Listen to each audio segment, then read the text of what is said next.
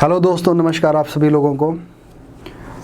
तो मैं यहाँ पे एक नई वीडियो के साथ फिर से आया हूँ और इस वीडियो में मैं डिस्कस करने जा रहा हूँ कि जो एक आंसर राइटिंग होती है उसके लिए किन किन बातों का ध्यान में रखना ज़रूरी है और किस तरह की आप एक अप्रोच होनी चाहिए आंसर राइटिंग को लेकर। तो उन सब के बारे में मैं डिस्कस करूँगा। और जैसे कि हमारी अभी 1 जून से हमारी जो टेस्ट सीरीज़ है वो स्टार्ट हो चुकी है, तो जो लोग टेस्ट सीरीज़ हमारी लिख रहे हैं तो उनके लिए भी होगा इस तरह से कि कैसे कैसे आपने आंसर लिखना है, तो क्या क्या आपने इसके लिए तरीका करना है। तो ये सारी बातें मैं यहाँ पे डिस्कस करूँगा।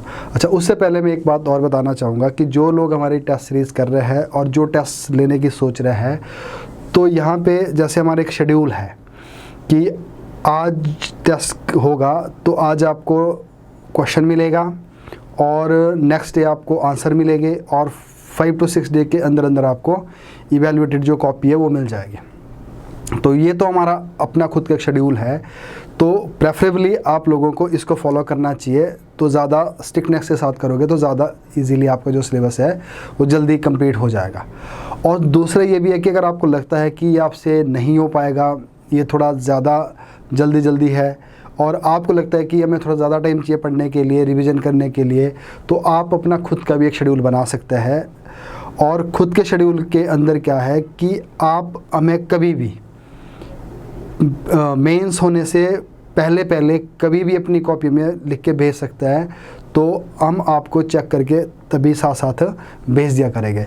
तो इस तरह से अगर जो लोग खासकर जो पहली बार इस बार आंसर लिखने की कोशिश कर रहे हैं, जिनको लगता है कि हमें थोड़ा टाइम चाहिए तैयारी करने के लिए, तो आप अपने अकॉर्डिंगली अपनी कन्वीनियंस के हिसाब से क्या है कि आंसर राइटिंग कर सकते हैं। तो ये जो मैं आज डिस्कस करने जा रहा हूँ, इसके अंदर क्या है कि मैंने पिछली जो साल के हमारी जो 2020 की जो टेस्ट सीरीज़ थी उसमें से एक क्वेश्चन उठाया हुआ है, एक पेपर उठाया हुआ है। तो उसमें से कुछ अभी मैं कुछ क्वेश्चन को सेलेक्ट करके आपके साथ डिस्कस करूँगा और कोशिश मैं ये करूँगा कि जो आज वाली जो वीडियो होगी इसमें जो 4 मार्कर्स हो गए उसको ही डिस्कस करूँगा और उन्हीं क्वेश्चंस को अगर 8 नंबर वाले में करना हो तो वो कैसे करना है। और दूसरा, अगर आप जो मैं नेक्स्ट वीडियो बनाऊंगा तो मैं वो बड़े आंसर पे भी बनाने की कोशिश करूंगा और 8 वाले भी बनाऊंगा। तो बाकी आप मुझे अपने जो फीडबैक है, जो आप चाहते हो कि मुझे किस एरिया में फोकस करना चाहिए, वो भी आप मुझे बता सकते हैं। तो इस तरह से तो हम स्टार्ट कर लेते हैं। तो अब जैसे यहाँ पे क्वेश्चन है, explain the contribution of government of India act 1935 in evolution of Indian constitution. देखो, सबसे पहले क्या है कि जब कोई भी हम आंसर देखते हैं तो सबसे पहले आपने ये देखना है कि इस आंसर की डिमांड है क्या चीज़ है, और उसके अंदर क्या होगा, एक तो कुछ कीवर्ड छुपे होंगे कि जिसके ऊपर आपको ज़्यादा फोकस करना है। देखो, कीवर्ड भी क्या होते हैं, दो तरह के होते हैं। एक तो होते हैं क्वेश्चन के अंदर ही, जैसे यहाँ पे लिखा है 1935 का जो एक्ट है उसका इवोल्यूशन किस तरह से हुआ है। तो पहला कीवर्ड तो आपको यही मिल गया कि ये किस तरह से धीरे धीरे इवॉल्व होकर आया है सामने एक। और कई बार क्या होता है, क्वेश्चन के एंड में लगा रखा होता है डिस्कस लिखा होगा, इवैल्यूएट लिखा होगा या क्रिटिकली एनालिसिस लिखा होगा, है ना। ऐसे कुछ कीवर्ड्स यहाँ पे लिखे होते हैं। तो अब ये तो साफ साफ आपको दिखते हैं। तो कई बार क्या होता है, हम पढ़ते हैं तो हम इतनी जल्दी आंसर पढ़ लेते हैं को इनको ध्यान नहीं देते हम। तो यहाँ पे ये बताया कि हमारा जो संविधान है, भले हमने 2 साल 11 महीने 18 दिन में लिखा है, बट उसके लिए एक जो ग्राउंड बनकर तैयार हो गया तो पहले से बना हुआ था वो। तो चाहे चार्टर्ड एक्ट से लेकर जो रेगुलेटिंग एक्ट था और बाद में 1935 का एक्ट था, वहाँ तक क्या क्या जो चीज़ें थी जिन्होंने हमारे संविधान को बनाने में हेल्प किया, तो वो किस तरह से इवॉल्व हुआ है। तो एक तो इस पे फोकस करने वाली बात है यहाँ पे। और दूसरा, अगर इसके वैसे तो यहाँ कुछ नहीं लिखा है, तो हो सकता है डिस्कस लिखा होगा, हो सकता है क्रिटिकल इवैल्यूएशन लिखी होगी। तो ये जो जितने भी कीवर्ड्स होते हैं इस तरह के, इलुसिडेट, इवैल्यूएट, ये जितने भी शब्द है, इसके लिए आप देखना कि मैंने हमारे जो चैनल है इसके ऊपर ऑलरेडी मैंने एक वीडियो बना रखी है। तो उसमें मैंने सारे शब्द इसके डिस्कस करे हो कि इनका क्या मतलब होता है और कैसे इनकी अप्रोच होनी चाहिए, कैसे इनको हैंडल करना है। तो उसके लिए आपको मैं सजेस्ट करता हूँ कि वो वाली वीडियो देखें, तो उसमें आपको पूरा क्लियर हो जाएगा। तो अब दूसरा क्या है कि इसके अंदर जो ये शब्द होते हैं, तो ऐसे लिखे होते हैं। तो अब एक चीज़ क्या होती है कि हर एक क्वेश्चन की एक कंटेक्स्ट होती है, तो जो कंटेक्स्ट जो क्वेश्चन के पीछे जो छुपी होती है, तो वो कंटेक्स्ट अपने आप में एक छोटा सा एक हिंट दी होती है आपको कि आपको उस क्वेश्चन को समझते हुए उसको किस दिशा में लेना है। अब जैसे मैं आपको एग्जांपल के तौर पर बिल्कुल सिंपल बात बताऊंगा मैं आपको यहाँ पे।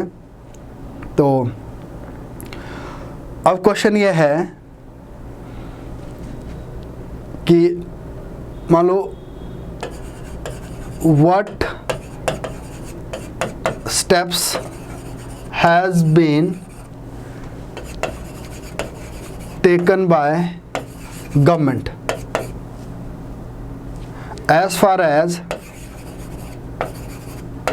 women empowerment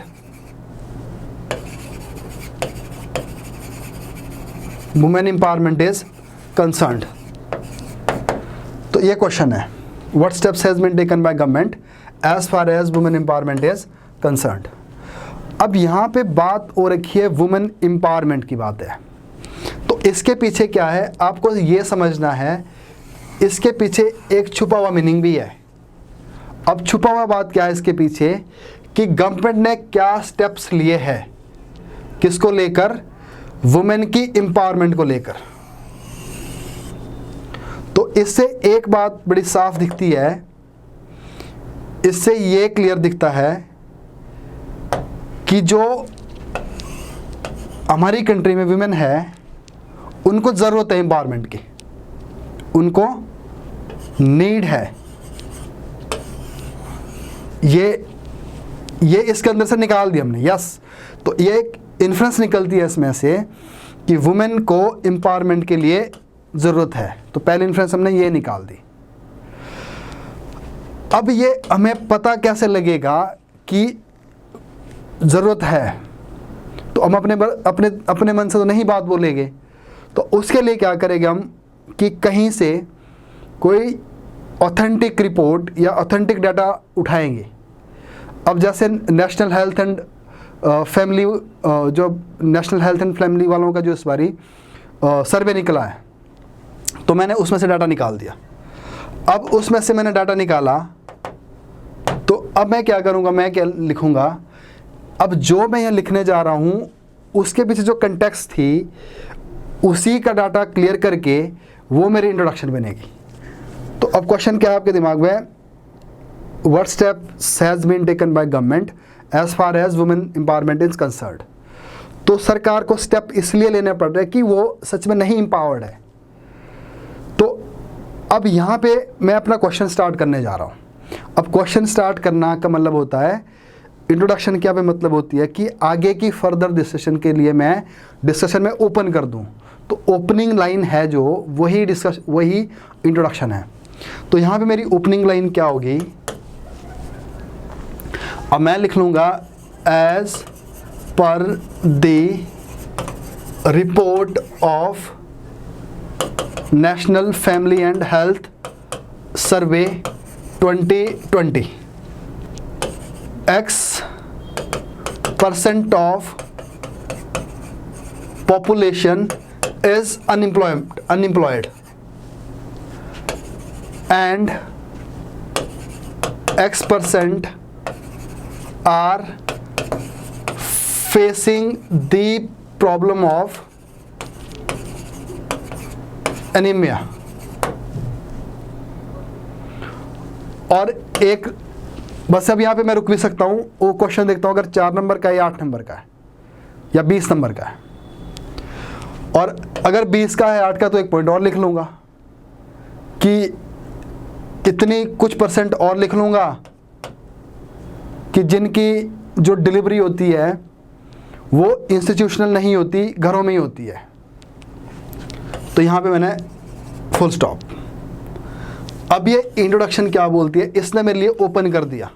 तो कहीं ना कहीं जो क्वेश्चन में हिडन मीनिंग था कि एम्पावरमेंट की ज़रूरत पड़ी तो स्टेप लिए, तो क्यों पड़ी, तो मेरी इंट्रोडक्शन हो गई है, यहीं से मैंने क्लियर कर दिया। अब जो मेरा आगे जो क्वेश्चन का फ्लो चलेगा वो इस दिशा में जाएगा कि हाँ ऐसी ज़रूरत थी, अनएम्प्लॉयमेंट भी है वुमेन की इंस्टीट्यूशनल डिलीवरी नहीं है, ये नहीं है, वो नहीं है।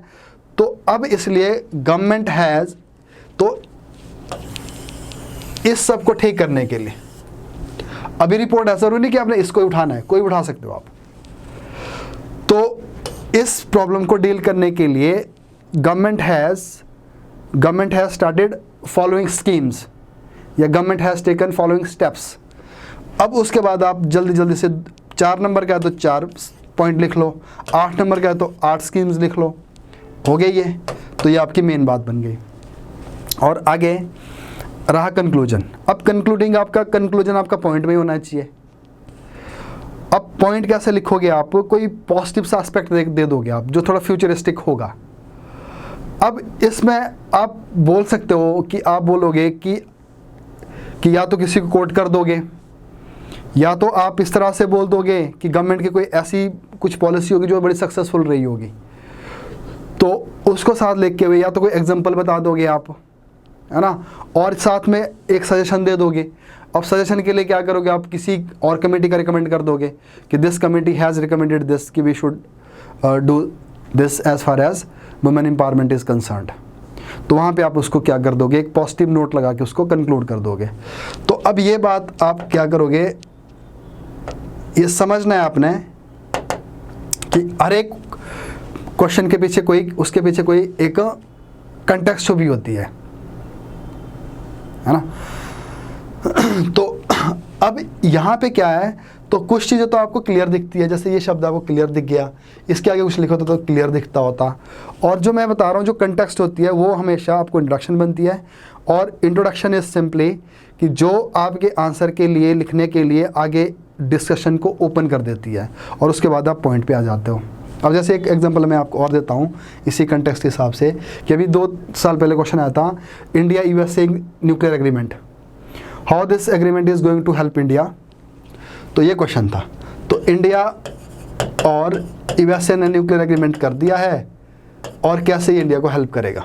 तो इसके पीछे भी एक कंटेक्स्ट है कि इंडिया और यूएसए न्यूक्लियर डील कर रहे हैं, इसका मतलब है इसलिए डील कर रहे हैं, इंडिया को ज़रूरत है, अगर नहीं होता तो नहीं करता इंडिया ज़रूरत। अब ज़रूरत क्यों है, अब ये कंटेक्स्ट आप समझो कि इंडिया, देखो टू द पॉइंट लिखनी है, but India is a growing country and we are aspire to grow with second digit, मतलब डबल डिजिट ग्रोथ, 10% ग्रोथ चाहते हैं, हम ऐसा कुछ चाहते हैं। For that purpose we need to have energy resources, proper मात्रा में हमें क्या चाहिए, एनर्जी रिसोर्सेज, ठीक है। At the same time India is signatory of Paris agreement, जिसमें हमने INDC को, इंटेंडेड नेशनल डिटरमिन्ड कंट्रीब्यूशन को हमने करना है। तो अब इसके पीछे कंटेक्स्ट, हिडन मीनिंग, इंडिया से निकलो डील साइन हुई है, हमें एक तो एनर्जी चाहिए, हमें ग्रो करना है, हमें अपने आप को ग्रोथ बढ़ानी है, और साथ में क्या है, हमें क्लीन एनर्जी चाहिए। हमने पेरिस एग्रीमेंट में कमिटमेंट किया कि हम अपनी ग्रीन हाउस गैसेस को कम करेंगे, तो ये हो गया। और इन बातों को ध्यान में रखते हुए इंडिया ने एग्रीमेंट साइन कर दिया, तो इन सब बातों को ध्यान में रखते हुए तो ये हमें बेनिफिट मिलेगी। आगे बेनिफिट लिख लो फिर इसके एक एक करके, क्या क्या बेनिफिट मिल रहे हैं, स्ट्रेटेजिकली क्या है, इकोनॉमिकली क्या है, पॉलिटिकली क्या है, और जो इमीडिएट बेनिफिट है वो क्या है। तो ये आपकी मेन बात बन गई। और उसके बाद जब आप आगे कंक्लूड करोगे, कंक्लूजन में आप इसी तरह से लिख लो, कंक्लूजन में आप कोई और बढ़िया सी बात कर लो, कि जैसे इसी को लिख लो, चाहे कि INDC वाली बात कर लो, है ना, और किसी की फिर से रिपोर्ट लिख लो, और थोड़ी फ्यूचरिस्टिक बात कर लो कि इंडिया एक रिस्पॉन्सिबल कंट्री भी है साथ साथ में, है ना, हमें दुनिया के साथ चलना भी है, और ग्लोबल वार्मिंग को वगैरह को बचाना है, और साथ साथ में हमें रियलिस्टिक अप्रोच में, और हमें बहुत सारी चीज़ों के लिए हमें यूएसए की ज़रूरत भी पड़ती है। तो इस तरह से आंसर हो गया। तो अगर ऐसे लिखोगे तो आपको क्या होगा, एक तो आपकी आंसर की जो ओपनिंग है वो सही हो जाएगी, और दूसरा आप जल्दी जल्दी पॉइंट लिखोगे और जल्दी जल्दी कंक्लूड करोगे। 4 नंबर का तो 4-5 पॉइंट में कंक्लूड कर दो, 8 नंबर का तो 8-9 में कंप्लीट कर दो। तो ये आपकी अप्रोच होनी चाहिए। तो अब ये जैसे अब बहुत सारे स्टूडेंट्स को, जैसे मेरे को भी पूछते रहते कई बारी कि हमें आंसर की इंट्रोडक्शन क्या है, तो आंसर की इंट्रोडक्शन कुछ नहीं होती, आंसर की इंट्रोडक्शन उस क्वेश्चन में ही छुपी होती है। अगर आप सोचोगे तो वो उसी को आप बाहर निकाल दो। जैसे इंडिया यूएस न्यूक्लियर डील, उसमें क्या छुपी हुई बात कि इंडिया साइन कर रहा है कि ज़रूरत है। ज़रूरत कहाँ पे है? दो जगह, एनर्जी चाहिए हमें और इन्वायरमेंट के लिए फ्रेंडली एनर्जी चाहिए, वो लिख लो, इंट्रोडक्शन बन गई और वो ओपन कर दिया, तो इसलिए सही है, आप नीचे चल पड़े आप लिखने के लिए, है ना। तो ये चीज़ क्या है कि ये आपने अपने अंदर ये डेवलप करनी है, और ये कब आती है? प्रैक्टिस से। एक आंसर लिखोगे, दो लिखोगे, तीन लिखोगे, जब आप लिखोगे, बार बार लिखोगे, बार बार क्वेश्चन को समझोगे, तो आपकी प्रैक्टिस बन जाएगी। आप सोचोगे नहीं कि इंट्रोडक्शन क्या लिखता है, मेन बॉडी कैसे लिखता है और कंक्लूड कैसे करता है चीज़ को।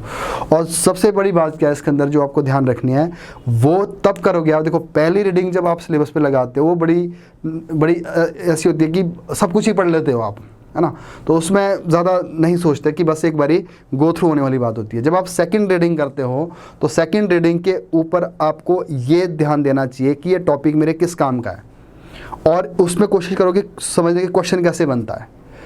तो सेकंड रीडिंग जब करते हो तो थर्ड रीडिंग में जब पहुंचते हो तो आपके पास एक जिस्ट तैयार हो जाती है, एक कीवर्ड्स की कलेक्शन तैयार हो जाती है, और कुछ बड़े फिक्स सेंटेंस होते हैं वो तैयार हो जाते हैं। तो वो आपका जो पॉलिश होकर जो आपका मटेरियल आपके अंदर चला जाता है वो ज़रूरी हो जाता है इस लेवल पे आके। अब बात कर रही थी, आपने पढ़ भी ली चीज़ें, आपके पास अच्छे कीवर्ड्स भी है, अच्छी नॉलेज भी है, बट उसको टाइम के साथ लिखना भी है, तो वो भी आंसर राइटिंग के साथ आता है। और किस क्वेश्चन को कैसे डील करना है वो भी आंसर राइटिंग के साथ आता है।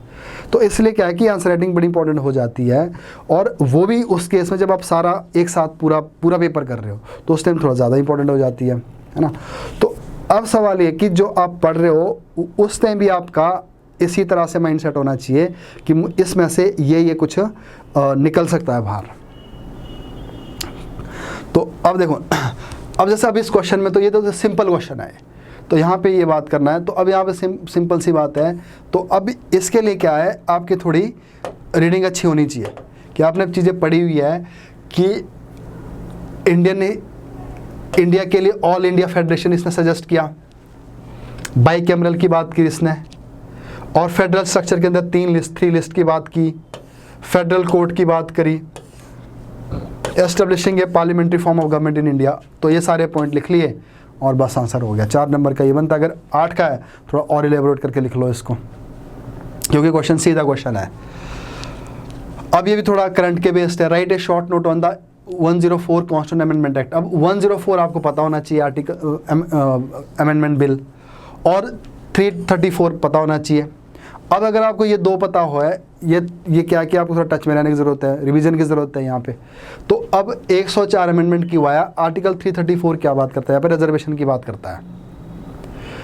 अब जो रिजर्वेशन है वो SC ST के लिए इंडियन पार्लियामेंट में, स्टेट लेजिस्लेटिव असेंबली में, और साथ में किसको दी जाती है? एंग्लो इंडियंस को 2 सीट यहाँ पे इनकी रिजर्व की जाती है। तो अब यहाँ पे क्या है कि ये जो रिजर्वेशन है ये 10-10 साल के लिए बढ़ाई गई थी, तो 20 साल तक थी बढ़ाई, 2020 तक थी, 2020 के बाद फिर आगे बढ़ा दिया इसको, और कब अब आगे तक के लिए कर दिया, 2030 तक के लिए कर दिया। और उधर जो इसके अंदर जो एंग्लो इंडियंस है उनकी जो 2 सीट्स है लोकसभा के, उसकी बात ही नहीं की। तो इसका मतलब है वो इनडायरेक्टली क्या कर दिया है? एबॉलिश कर दिया है। तो ये 2-3 बातें आपको लिखनी है यहाँ पे, तो इस तरह से आंसर हो जाएगा। अब नेक्स्ट है यहाँ पे, what do you understand by contempt of court. और देखो, अगर हम कंटेम्प्ट ऑफ कोर्ट की बात करेंगे ना, तो यहाँ पे भी एक बात है जो छुपी हुई है, जिसको आप समझ सकते हो कि कंटेम्प्ट ऑफ कोर्ट में क्या था। कोर्ट की जो बात नहीं सुनता, जो कोर्ट के अगेंस्ट बोलता है, उसके अगेंस्ट कोर्ट अपनी बेइज्जती महसूस करके उसको पनिश करता है। तो सबसे पहले तो क्या है कि वाई, कि ऐसा क्यों। दूसरा, इसके पीछे क्या इंटेंशन है और इसका क्या प्रोविजन है। और ऐसा तो नहीं है कि हम कुछ भी बोल जाए और हमें थोड़ी सी बात पे कोड ऑफ कंटेंट लग जाए। तो हमारा राइट टू फंडामेंटल राइट है, आर्टिकल 19 के अंदर स्पीच, एक्सप्रेशन, मूव वाला, ये सब कुछ है। और अब इस कंटेम्प्ट ऑफ कोर्ट को, जहाँ पे हमारा कॉन्स्टिट्यूशन एंड हो जाता है, वहाँ से हमारी पार्लियामेंट स्टार्ट हो जाती है। अब कंटेम्प्ट ऑफ कोर्ट में कितनी सज़ा होनी चाहिए, क्या होनी चाहिए, कौन कौन से तरह के कंटेम्प्ट ऑफ कोर्ट होते हैं, उसके लिए क्या आगे स्टैट्यूटरी प्रोविज़न, स्टैट्यूटरी प्रोविज़न। अब पार्लियामेंट ने लॉ बनाया है 1971 में। अब ये जो चीज़ें हैं ये आपके आंसर लिखते हुए आपके दिमाग में आनी चाहिए, लिखने नहीं, आपने लिखना कुछ और है, ये आपके माइंड में आनी चाहिए। तो ज़रूरत क्यों पड़ी, अब देखो ज़रूरत क्यों पड़ी, तो यहाँ पे कुछ कीवर्ड्स है। तो प्रोटेक्ट द जुडिशियल इंस्टीट्यूशन, उसकी प्रोटेक्शन की बात की है। और क्यों, कई बार क्या होता है मोटिवेटेड अटैक हो जाते हैं उसके ऊपर, अनवारंटेड क्रिटिसिज्म करते हैं लोग, बात नहीं मानते उसकी। और सबसे बड़ी बात है कि अगर किसी की बात नहीं मानेगा तो लोग उसकी अथॉरिटी को चल फॉर ग्रांटेड ले लेंगे, तो यहाँ पे उसकी अथॉरिटी आ जाएगी। तो उसका मतलब है इसलिए मैं कंटेम्प्ट ऑफ कोर्ट की ज़रूरत पड़ी है। और उसके बाद क्या है कि इसके पीछे और क्या इंटेंशन है, protect from the defamation of public image and public faith in its impartiality and smooth administration of justice. तो लोगों का एक फेथ रहेगा अगर जुडिशरी थोड़ी स्ट्रिक्ट रहेगी, अपनी बात मनवाएगी। तो ये हो गया। अब उसके बाद अगला क्या है, कहीं ना कहीं तो प्रोविज़न भी है इसका। तो प्रोविज़न कहाँ पे है, आर्टिकल 129 में सुप्रीम कोर्ट, आर्टिकल 215 में हाई कोर्ट। अब यहाँ तक हो गया, तो क्यों, इसके पीछे क्या बात थी, और प्रोविज़न लिख लिया। और आगे जाके क्या कहते हैं 1971 में कंटेम्प्ट ऑफ कोर्ट लेकर पार्लियामेंट आएगी। अब कि अभी इसको क्लियर कर दोगे क्या है, तो उसने क्या कर दिया, दो तरह के बता दिए, civil contempt and criminal contempt. तो इस तरह से आ गया है। और अब दूसरी बात, अगर जो लोग हैं, लोग अब ऐसा नहीं कि इसकी बात ना माने या उसको, उसके पास फ्रीडम है, लोगों के पास कुछ भी कर जाओ, कुछ भी बोल दो, तो आर्टिकल 19 के अंदर अगर कंटेम्प्ट ऑफ कोर्ट लग भी जाता है लोगों के ऊपर, तो वो क्या बोलता है, reasonable restriction on right to speech, right to expression, जो भी हमारा अधिकार है। तो रीजनेबल रिस्ट्रिक्शन की बात हो जाती है यहाँ पे। क्लियर है जी बात। तो अब इसलिए इसको क्या बोलते हैं, टू द पॉइंट और with keywords and with facts. अब टू द पॉइंट कैसे, कि पॉइंट पे आके सीक्वेंस के साथ। अब ये सारे कीवर्ड्स बन गए, 129 आर्टिकल, 215 आर्टिकल और आर्टिकल 19(1) का आगे सब क्लॉज, ये हमारे थोड़े फैक्ट्स आ गए। और उसके बाद जो पार्लियामेंट ने जो एक्ट लाया 1971 में, वो भी लिख लिया, जिससे इसको दो पार्ट में अलग कर दिया। तो अब ये कंप्लीट आंसर बन गया, इसमें हमने कुछ छोड़ा नहीं है कि जितना बनना चाहिए, चाहे 4 नंबर का है चाहे 8 नंबर का, तो इन दोनों में ये आसानी से डील हो जाएगा। अब आगे जाके क्या होगा, जब आप पढ़ोगे तो पढ़ने की भी आपकी ऐसी ही, अब कंटेंट ऑफ कोड आपने बहुत बारी पढ़ा होगा, पहले भी सुना भी होगा। तो अगर आप समझो, अगर क्वेश्चन पूछ लिया उसके ऊपर, तो फिर कैसे डील करोगे आप इसके लिए। तो फिर इसके लिए क्या है, आपको इस तरह से टू द पॉइंट आपको इसकी सीक्वेंस में चलना है। तो इस तरह से तो 2-3 क्वेश्चंस और भी है, बाकी हम आगे मैं इस तरह की और वीडियो बनाता रहूँगा। जैसे discuss the provision of the representation of people act 1951। अब ये रोपा एक्ट है, ये आपके सिलेबस में है, और रोपा एक्ट के लिखे हुए फीचर्स। अब यहाँ क्वेश्चन पूछा है सिर्फ एक फीचर में से, और एक फीचर कौन सा है कि डिस्क्वालिफिकेशन के ऊपर, कि डिस्क्वालीफाई अगर किसी को किस तरह से किया जाता है। तो अब जो रोपा एक्ट है, पहले तो आपको अब यहाँ पे देखो ना, आर्टिकल 227 के अंदर पार्लियामेंट के पास अधिकार है लॉ बनाने का with respect to election, law बना सकती है। और लॉ बनाने के इसलिए पार्लियामेंट ने क्या 1951 में रिप्रेजेंटेशन ऑफ पीपल एक्ट बना दिया, रोपा एक्ट बना दिया। और उस रोपा एक्ट के अंदर क्या है, बहुत सारे फीचर्स है, और फीचर्स में से एक क्या है, डिस्क्वालिफिकेशन का, किसको हम डिस्क्वालीफाई करते हैं। तो इसलिए आपको पार्लियामेंट का भी पता होना चाहिए, जो हमने जो संविधान में पढ़ते हैं ये भी पता होना चाहिए, और रोपा एक्ट क्या एक स्टैट्यूट है, इसका भी पता होना चाहिए, और करंट में क्या हुआ है कि किसी को डिस्क्वालीफाई किया है, और आंसर तो आप लिख ही लोगे। तो यहाँ पे फिर पढ़ाई का है, तो यहाँ पे क्या है कि 3 चीज़ें इकट्ठी आ रही है, पॉलिटी और गवर्नेंस वाला पार्ट और करंट अफेयर्स, तो फिर आप इसको आंसर को लिख पाओगे। तो इसमें क्या है कि किस केस पर डिस्क्वालिफिकेशन है, तो ये भी सिंपल सी बात बताई गई है। 108 के अंदर क्या है कि जिसके अंदर क्रिमिनल चार्जेस लगे होंगे और आगे जाके किसी ने अपनी प्रॉपर्टी को नहीं शो किया होगा, अपनी क्रिमिनल बैकग्राउंड नहीं दिखाई होगी, और जिसके अंदर जिसको 2 साल की सज़ा दी गई है उसको 6 साल के लिए डिस्क्वालीफाई कर दिया जाएगा। तो ऐसी ये सारी बातें इसके अंदर बताई गई है। तो अब कहने का मतलब क्या है कि आपको जो पढ़ने का जो तरीका है, तो थोड़ा आपको वो लिंक करना पड़ेगा और कंसाइज करना पड़ेगा, ठीक है। अब जो जैसे हमारा जो कॉन्स्टिट्यूशन है उसमें तो सिंपली लिखा हुआ है कि 324, 25, 26, 28, 29 जो आर्टिकल्स है उसमें कुछ बातें बताई गई कि कंपोजिशन क्या है, इलेक्शन कमिश्नर के पास क्या पावर है, बट जो इलेक्शन होने हैं, इलेक्शन कौन करवाएगा, कितनी वोटिंग एज होगी, बैलेट पेपर से होगा, वोटिंग कार्ड से होगा, और अभी इलेक्ट्रल बॉन्ड्स गवर्नमेंट ने इंट्रोड्यूस करे हुए, ये जो सारी बातें इसके अंदर बताई गई है ये सिर्फ इस रोप एक्ट के अंदर बताई गई है। और टाइम टू टाइम इसके अंदर चेंजेस भी लाए जाते हैं, जैसे EVM मशीन डाली गई है तो ये चेंज था इसके अंदर। तो ये जो सारे चेंजेस वगैरह आते रहते हैं तो इसके अंदर ही आएंगे, और इसको फिर हमें समझना है थोड़ा करंट के साथ। और अब इसके बतेरे सारे फीचर्स है जो आपके सिलेबस में लिखा है, तो हो सकता है 20 नंबर में पूरे फीचर की बात कर दे, आंसर पूछ ले, और इस बारी जो हमने यहाँ पूछा है वो सिर्फ उसके एक फीचर के ऊपर पूछा हुआ है। तो ऐसी आपकी अप्रोच होनी चाहिए। तो और बाकी मैं इसके लिए जो सबसे बड़ी ज़रूरी है कि आपकी अप्रोच पढ़ने की कब बनेगी ऐसी, जब आपको प्रीवियस ईयर क्वेश्चंस पता होंगे और सिलेबस आपका रटा होना चाहिए, तो वो आपको एक एक लाइन उसकी पता होनी चाहिए। तो इससे क्या होगा, आपका जो पढ़ने का जो तरीका है वो चेंज हो जाएगा, और जितना पढ़ोगे आप सही से पढ़ोगे और उसको आप रिलेट करके पढ़ने की कोशिश करोगे। तो इस तरह से ऐसे में आगे भी क्वेश्चन थोड़ा भी मेरे पास थोड़ा इस वीडियो के लिए थोड़ा मेरे पास टाइम की कमी है, और आगे मैं फिर से इस तरह की वीडियो बनाता रहूँगा आंसर राइटिंग के ऊपर। और बाकी आप मुझे कमेंट में लिख के बता सकते हो कि किस एरिया के ऊपर मुझे ज़्यादा फोकस करना चाहिए, ताकि मैं अगली वीडियो पे उस पर ज़्यादा फोकस कर पाऊँ, राइट। तो बाकी आप आंसर राइटिंग करें, ये बहुत ज़रूरी है। और एक मैं आपको बताऊं, जब आप आंसर राइटिंग करोगे सबसे बड़ा इवैल्यूएट करने वाले आंसर को खुद होता है। जब आप एक पेपर लिखोगे, दूसरा लिखोगे, तीसरा लिखोगे, और जब आप पीछे मुड़ के देखना स्टार्ट करोगे आपको खुद लगेगा पता कि आप कहाँ पे थे और कहाँ पहुँच रहे हो और क्या चीज़ें आपको करनी चाहिए। हम तो आपको फीडबैक देंगे ही, पर जो आप खुद अपना जेन्युइन फीडबैक लोगे वो बहुत ज़रूरी है। तो इसलिए क्या है कि आंसर लिखना बहुत ज़रूरी है। इसका क्या बेनिफिट होगा आपका कि जो आपने पढ़ा है, जो आपके दिमाग में है, जो आपके थॉट्स एंड पेन के बीच में एक कनेक्शन है, वो सारा प्रैक्टिकल इसमें हो जाएगा।